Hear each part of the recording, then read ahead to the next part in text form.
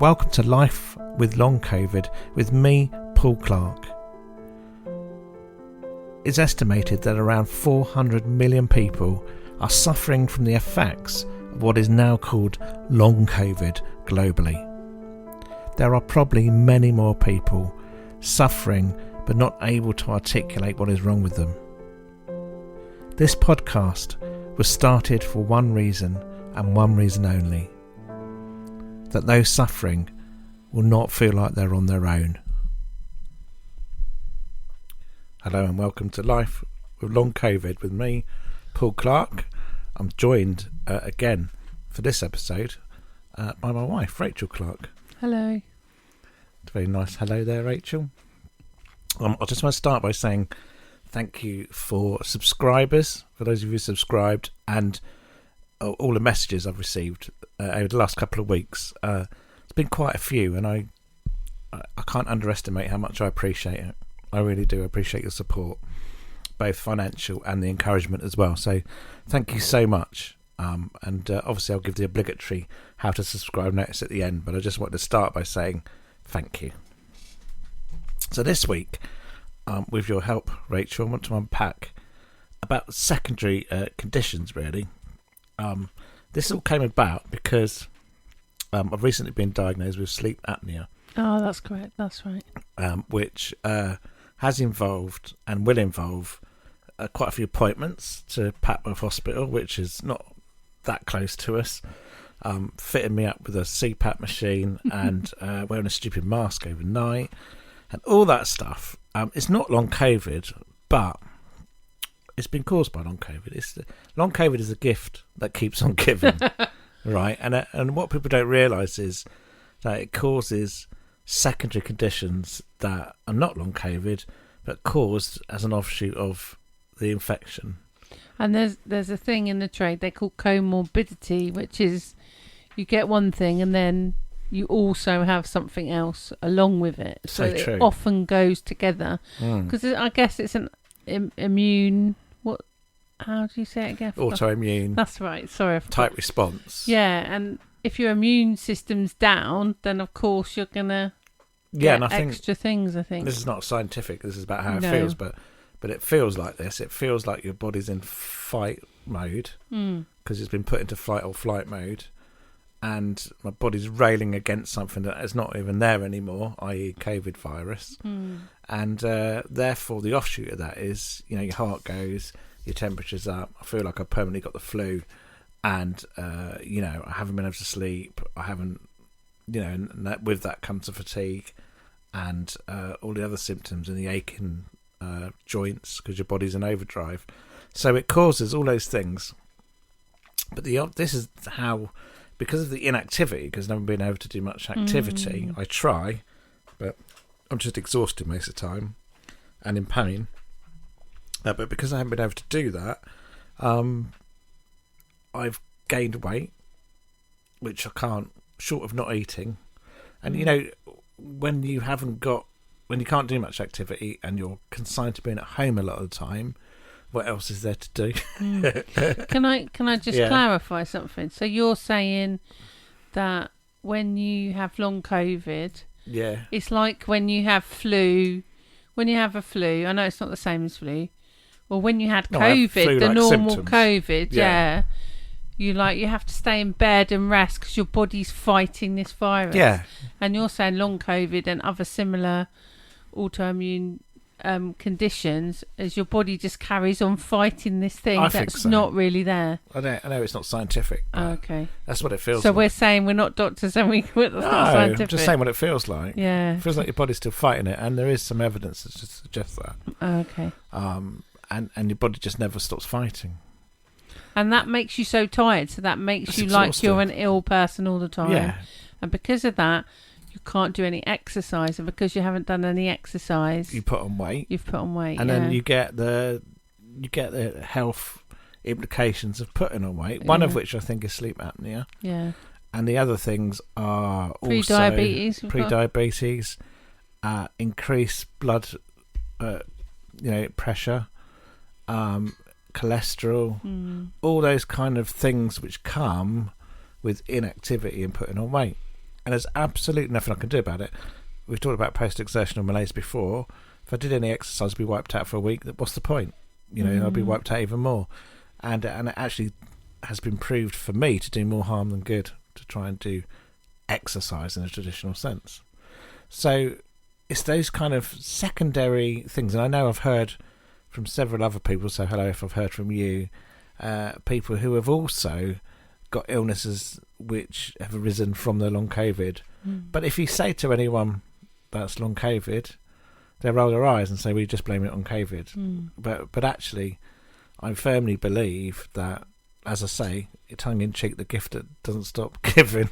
And that goes for mental health conditions as well. It can cause anxiety and depression. Definitely. And or if it's just making you feel rubbish about yourself, it makes sense because you can't do what you want to do. Been very honest about the mental health difficulties with long COVID, and I think the last time or the time before the podcast, we discussed how difficult it is and how it causes mental health difficulties. Now, of course, if they could get to deal with the underlying reason or cause behind long COVID, then a lot of these things would be helped.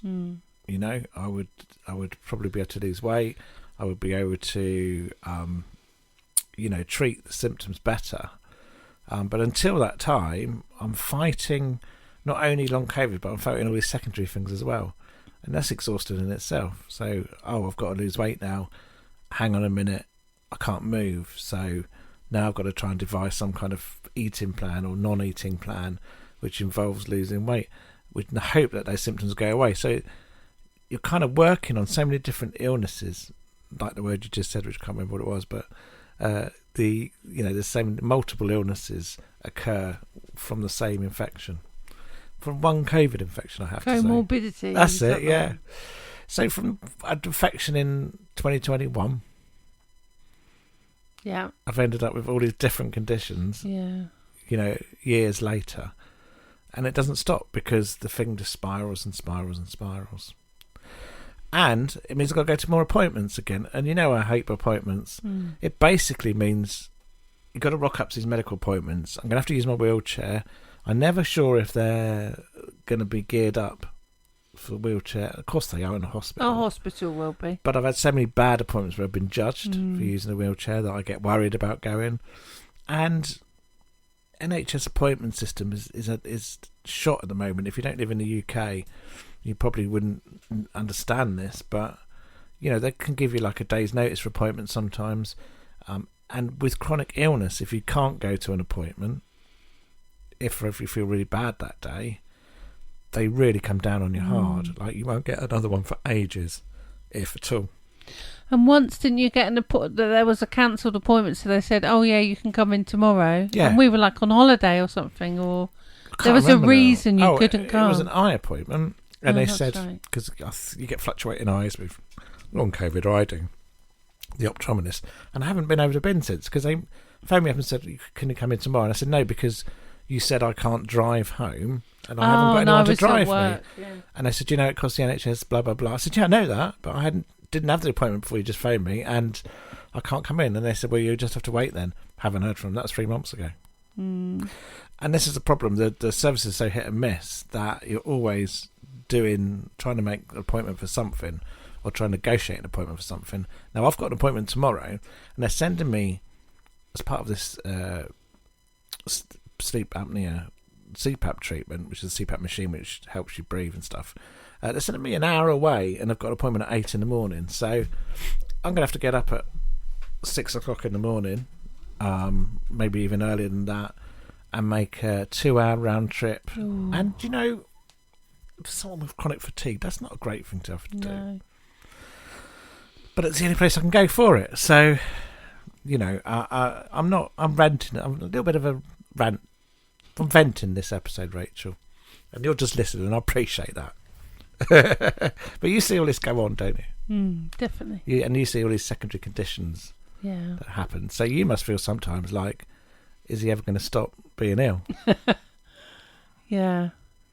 I just think it's just so sad, and because we're still quite young and I'm at work and I have to work full time. Yeah. It's hard. And I work in schools. It's really hard to take the time off because you get like half terms off. If you'd had appointments in the half term, which was last week, perfect, this week, it would have been absolutely fine. But you try changing them. Yeah, there's no way you can change them. It is hard. It's a hard system. I mean, we understand the NHS is under financial pressure. I've got absolute sympathy, especially for people working it. But the fact is, it's not built for people with chronic illness, sadly. No. And it's hit and miss. Like it doesn't always work for you. And like I say, I've missed, like the optometrist. There's a likelihood I'll never get that appointment because I've either been too ill to go on the day and they've struck me off, or they've put me down as a low priority because I don't seem keen to go. It's not true. No, because they had a cancelled appointment and then asked you if you could come in, and the answer's no. It's not your fault. No, exactly. So they penalise you for that, for not going. So that's hospital appointments, and that's again like an offshoot of these secondary conditions that you get through long COVID. If you're listening and you can identify with this, get in touch. You can comment or message. The details are in the show notes. You can go to www.lifewithlongcovid.co.uk. Sorry, I'm going to start again. www.lifewithlongcovid.co.uk. You can subscribe from there. You can subscribe for free, or you can choose to donate a small amount of money a month or annually to help keep the podcast going. And thank you to all those that have done that, as I say, over the last couple of weeks. But the other thing you can do is comment, and you can message me through that system, and as quite a few people have done recently, and just why not vent? Yeah, let us know your experiences. Yeah, have you got any secondary conditions? Have you got numerous hospital appointments which you're struggling to keep up with or even go to? And just vent away, because sometimes I'm lucky enough to have you to vent to, Rachel. You lucky person.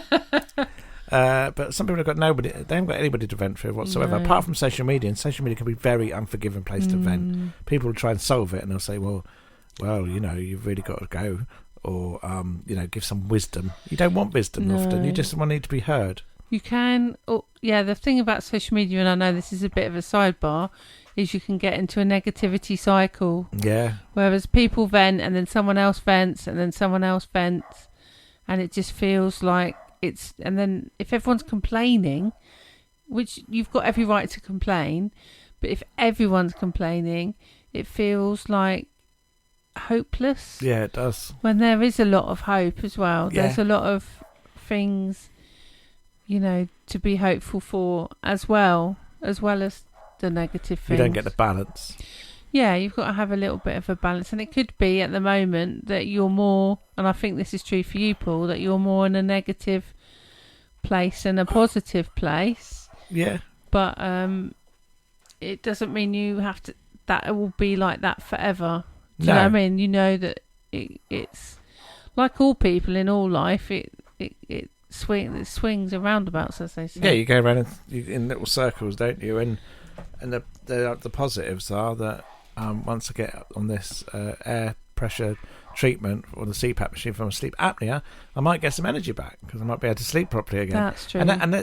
So eventually it might come okay. Yeah. But when you're in it, like you just said, when you're in it, it's pretty negative. Yeah. And you don't need that reinforcement of negativity from social media. No. What you need is someone just to listen and say, I hear you. Yeah, but then I don't want to totally diss it, because sometimes social media can be really helpful. Yeah, sometimes people come up with good advice. Yeah. Or just be really there to listen and say, I hear you. And I think that's what you want for this podcast, don't you, Paul? Yeah. For people to be able to say, for you to be able to say to your listeners, I hear you. I hear you. And you won't get piffy advice. You won't get, me trying to correct anything. We'll just listen to you. I'll just listen to you. And I think that's what we need sometimes. It's what we need. So I'm preparing to get up very early tomorrow morning and go to hospital and try to get this machine and negotiate all these things. And they're going to ask me what's wrong with me, and there'll be believers in long COVID, or I don't know. I might get an eye roll. I might get someone incredibly helpful who's really nice. You just don't know. It's like going to the doctors. It's like rolling a dice. Can I do another point. It's a bit of a sidebar, and it's more about the carers, because you've got this appointment. Yeah. So you've got long COVID, which caused you to get more overweight, which caused your sleep apnea. Probably. So now you've got an appointment. Yeah. And now I've had to phone up my work and say I'll go in late because I've got to take my daughter to school. Yeah. That means someone might, and I'm a counsellor, someone might have missed a counselling appointment. Do you know what I mean? So if you think from a societal point of view, this spirals out. Yeah, it's like dropping a pebble in a river or in a lake. You know, the ripple effect. Yeah, you know? Absolutely. So it's really interesting. It's interesting. It doesn't affect just the person that's going through it. No, it will cost. You know, it's costing people money and time and helping other people. Yeah. You know, I sometimes see young people with long COVID, which is the irony. And of course, I could say I can't go. Yeah. But then I'll cost someone else's place. So it's like... Oh, you'll cost NHS money if you don't go. You have to go. All of that stuff. And it feels like a pressure, but I think you just have to do what you have to do. If you need to get to an appointment, you've got to do if you can, but definitely don't feel guilty if you can't. No, because you know you're ill, unwell, so you're allowed with to. Chronic illness, we talk a lot about guilt, and it's a real thing. You know, you can feel guilty all the time about not being able to do things. That's one of them. So don't feel guilty. Try not to feel guilty. That's easy to say, isn't it? Don't feel guilty, but try not to. We're all in the same boat. It's not your fault that you're unwell. If you've broken your leg and you can't go for a walk, no, you wouldn't blame yourself for that. No.